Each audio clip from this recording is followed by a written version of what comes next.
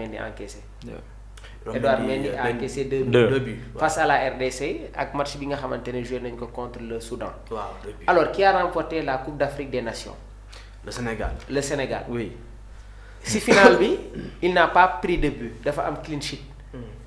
Donc logique Abdourahmane Edouard Mendy moom moo war a nekk le meilleur gardien de cette compétition là. Nañu dem xool ses nombre de passes réussies damay ñëw ci statistiques yi nañu dem xool ses nombre de passes réussies parce que football tamit foofu la toll. Il y avait énormément de critiques envers Edouard Mendy sur son jeu au pied. Mais nag gars yi peut-être que par moment daan na jël ay risques. Mais Edouard s'est beaucoup amélioré. Parce que quasiment relance am yi nga xamante ne def na ko ci CAN bi yëpp je vais dire à 85% il les a réussi. Donc félicitations à notre Doudou Mendy. Il ne doit pas y avoir de débat sur ça. Parce qu'aujourd'hui il y avait une opposition, un duel entre Yacine Bono ak Edouard, 2 gardiens qui se retrouvent dans le même championnat. 2 gardiens qui jouent actuellement au niveau du championnat saoudien. Donc logique su fekkee ne que avant ñu jouer finale bi Bono moom moo xaw a nekk ci kaw tuuti. Parce que Edouard bi ñu duggee face au Mali, face à l'Égypte, face au Maroc, quasiment 3 matchs yooyu noonu yëpp jëlul but. Donc Bono moo amoon benn avance, un écart 2 buts parce que tamit voilà moom benn but rek la jëloon ci rang ci Coupe d'Afrique bi et c'était face au Mali. Léegi nag départage bi fenn lañ ko doon xaaree ban gardien mooy am le clean sheet sur la finale kan mooy remporter la Coupe d'Afrique des Nations. waaye tamit il faut savoir que Yacine Bono a eu à faire des arrêts très importants ci finale bi. Mais tamit même su fekkee ne que il a été le meilleur Marocain dans cette rencontre-là en faisant des arrêts décisifs loolu warul tax mu nekk le meilleur gardien de la compétition. Parce que actuellement ils sont à égalité concernant les nombres de buts encaissés léegi nag li leen waroon départager mooy lan le trophée. moom moo leen départagé. waaye tamit si finale bi Edouard Mendy dafa am un clean sheet il n'a pas pris de but. Et il a eu aussi à faire des arrêts très importants. Vraiment je comprends pas lan moo tax aujourd'hui Yacine Bono est devant Edouard Mendy loolu première chose bi la. beneen mbir bi tamit mooy je pense que au niveau de la défense si charnière bi je suis d'accord parce que nag Calvin Bassey il a été exceptionnel avec le Nigeria. Et man il m'a beaucoup surpris parce que Bassey dama ko yàgg topp bi muy nekk Ajax Amsterdam bu ñu fàttalikuwee ñoom Hakim Ziyech ñoom Mazraoui beaucoup de joueurs ñoom Bertrand Traoré beaucoup de joueurs bokkoon nañu sur cette belle génération là de l'Ajax Amsterdam avant équipe bi di tas su ma juumul sax joué na ak Onana à l'époque bi muy nekk fële nga xamante ne moom mooy Ajax. Léegi nag mi ngi football Fulham et il est titulaire indiscutable. En Premier League moom mooy joué ak Andersen moom itamit mu nekk ancien défenseur de Crystal Palace jamono ji mi ngi football fi nga xamante ne moom mooy Fulham international danois. Donc Bassey je pense que dafa nekk dans une continuité ci exploit yi nga xamante ne waaye tamit performance yi nga xamante ne mi ngi koy amal sur sa carrière c'est mérité. Beneen chose bi tamit mooy Moussa Niakhaté.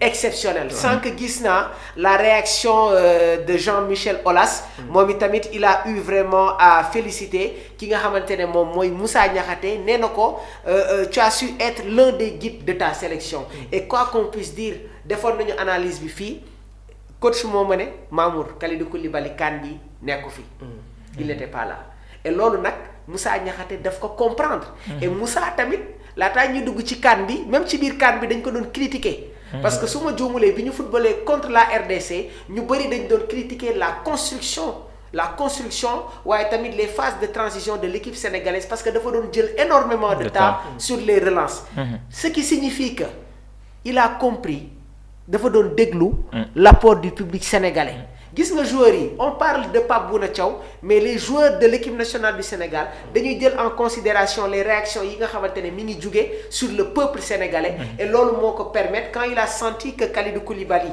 n'était pas trop à 100% ci CAN bi il est devenu le patron de la défense sénégalaise donc sa place est bel et bien méritée ci 11 CAF bi.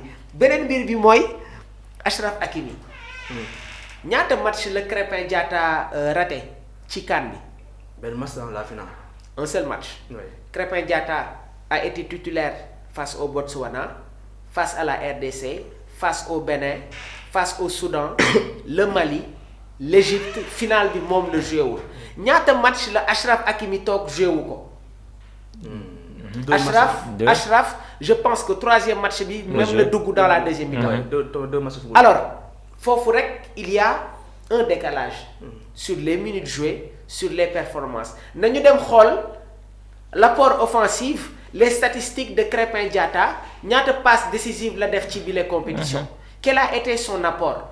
Quoi qu'on puisse dire, Krépin Diatta est le meilleur arrière droite de cette Coupe d'Afrique des Nations là.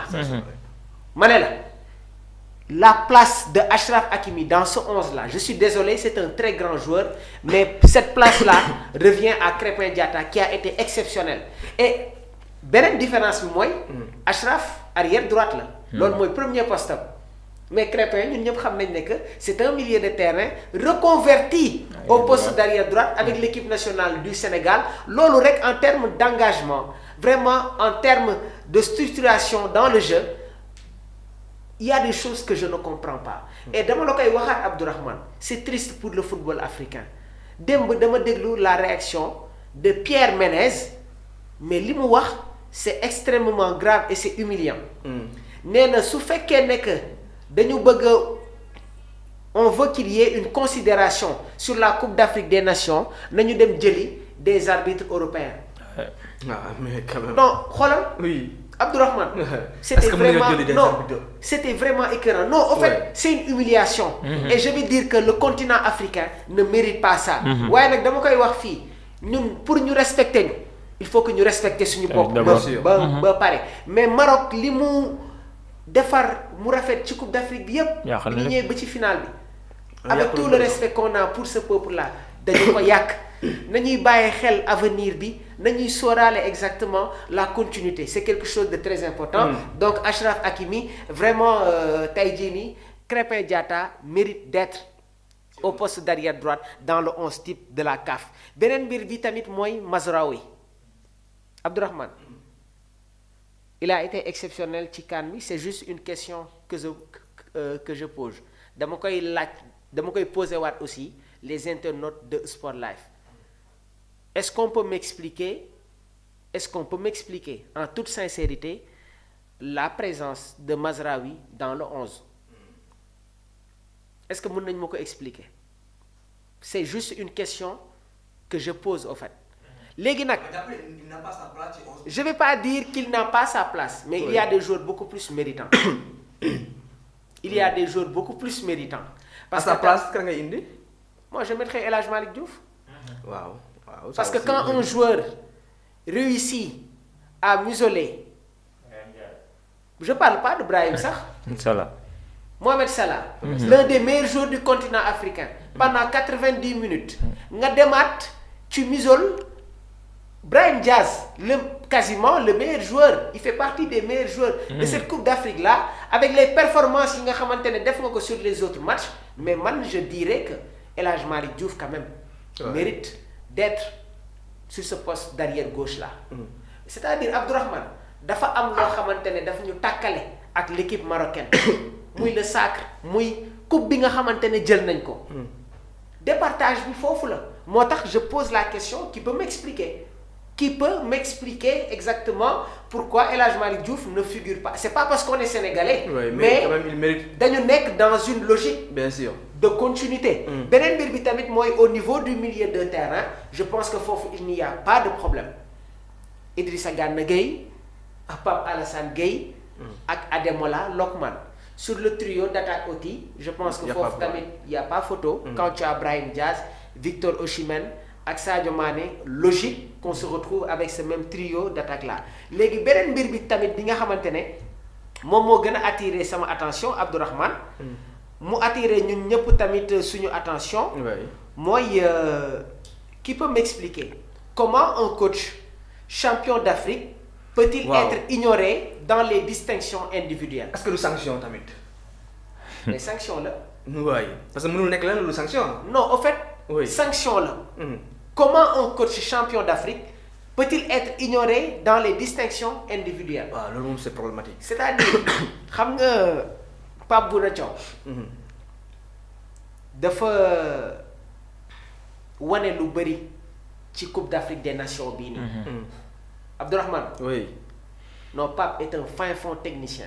Ah, ça c'est vrai. Loolu moom il l'a prouvé. Pape Thiaw a de la technicité dans l'ADN et je suis très fier de le dire aujourd'hui parce que Pape a compris l'évolution, la marge de progression bi nga xamante ne moom le football di demee jamono ji, le développement du football. Mais Pape mooy ndaanaan maanaam tout ce qu'il nous a proposé, il nous a sorti toutes les facettes tactiques contre le Botswana, schéma bi mu ñu indil contre la RDC mu ñëw